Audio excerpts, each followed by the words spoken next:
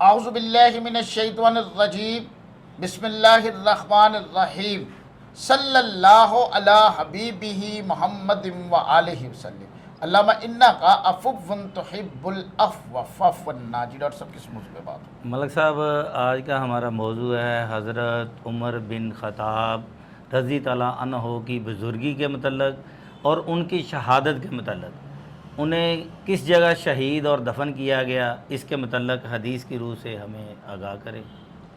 Doctor صاحب صحیح مسلم حدیث نمبر 6190، سیدنا عمر بن خطاب رضی اللہ تعالیٰ عنہ کی بزرگی، خلیفہ دوم امیر المومنین حضرت عمر فاروق رضی اللہ تعالیٰ عنہ کی شخصیت تاریخ اسلام کا وہ درخشندہ ستارہ ہے جن کی بزرگی، عدل و انصاف اور شہادت رہتی دنیا تک مسلمانوں کے لیے مشعلہ راہ ہے۔ 22 لاکھ مربع میل کے یہ حکمران تھے۔ روایت ہے سیدنا عبداللہ بن عمر رضی اللہ تعالیٰ عنہ سے، رسول کریم صلی اللہ علیہ وآلہ وسلم نے فرمایا، میں سویا ہوا تھا کہ میں نے ایک پیالہ دیکھا جو میرے پاس لایا گیا، اس میں دودھ تھا، میں نے اس میں سے پیا یہاں تک کہ مجھے محسوس ہوا کہ شرابی میرے ناخنوں سے نکل رہی ہے۔ پھر اپنا بچا ہوا دودھ میں نے عمر رضی اللہ تعالیٰ عنہ کو دے دیا۔ حاضرین نے کہا، اللہ کے رسول پیارے صلی اللہ علیہ وآلہ وسلم، آپ نے اس کی کیا تعبیر فرمائی؟ آپ صلی اللہ علیہ وآلہ وسلم نے فرمایا، علم۔ ڈاکٹر صاحب جی آگے شہادت کا پس منظر اور واقعہ بیان کرتے ہیں جو آپ نے کہا۔ مغیرہ بن شعبہ رضی اللہ تعالیٰ عنہ کا ایک مجوسی آتش پرست غلام تھا جس کا نام ابو لولل فیروز تھا۔ وہ اپنے اوپر مقرر کردہ ٹیکس کے معاملے میں حضرت عمر فاروق رضی اللہ تعالیٰ عنہ سے رنجش رکھتا تھا۔ 26 ذوالحجہ 23 ہجری کو فجر کی نماز کے وقت جب حضرت عمر فاروق رضی اللہ تعالیٰ عنہ نماز کی امامت کے لیے کھڑے ہوئے تکبیر تحریمہ کہی تو یہ ملعون صفوں کے چیرتا ہوا آگے بڑھا۔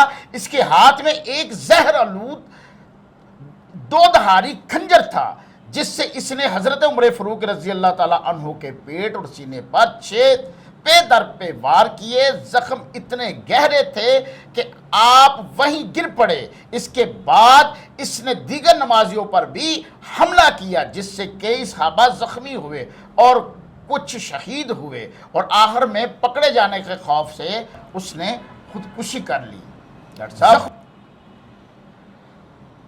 زخموں کی تاب نہ لاتے ہوئے آپ شدید علیل ہو گئے، لیکن اس حالت میں بھی آپ کو نماز کی فکر رہی اور فرمایا، جس نے نماز چھوڑی اس کا اسلام میں کوئی حصہ نہیں ہے۔ ڈاکٹر صاحب آپ نے وفات سے قبل ام المومنین حضرت عائشہ صدیقہ رضی اللہ تعالیٰ عنہا سے اجازت مانگی کہ آپ کو رسول کریم صلی اللہ علیہ وآلہ وسلم اور حضرت ابو بکر صدیق رضی اللہ تعالیٰ عنہ کے پہلو میں دفن ہونے کی جگہ دے دی جائے۔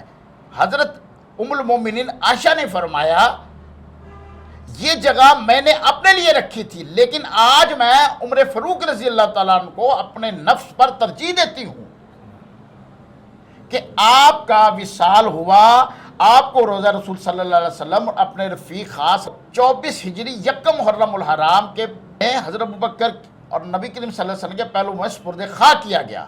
حضرت عمر فاروق کی زندگی عدل کی اعلیٰ ترین مثال اور اس کی موت شہادت اسلام کی طریقہ ایک عظیم ترین نقصان تھی جس کے بعد اسلامی سلطنت میں فتنوں کے دروازے کھل گئے۔ اللہ ان کے درجات بلند فرمائے اور ہمیں حضرت عمر فاروق رضی اللہ تعالیٰ عنہ کی سیرت و کردار پر عمل کرنے کی بھی توفیق عطا فرمائے۔ ڈاکٹر صاحب حضرت عمر فاروق رضی اللہ تعالیٰ عنہ جو تھے وہ 2200 مربع میل کے حکمران تھے۔ سبحان اللہ۔ ڈاکٹر صاحب اللہ تعالیٰ ہمیں حضرت عمر فاروق رضی اللہ تعالیٰ عنہ کی سیرت و کردار پر عمل کرنے کی توفیق عطا فرمائے۔ آمین۔ بہت شکریہ۔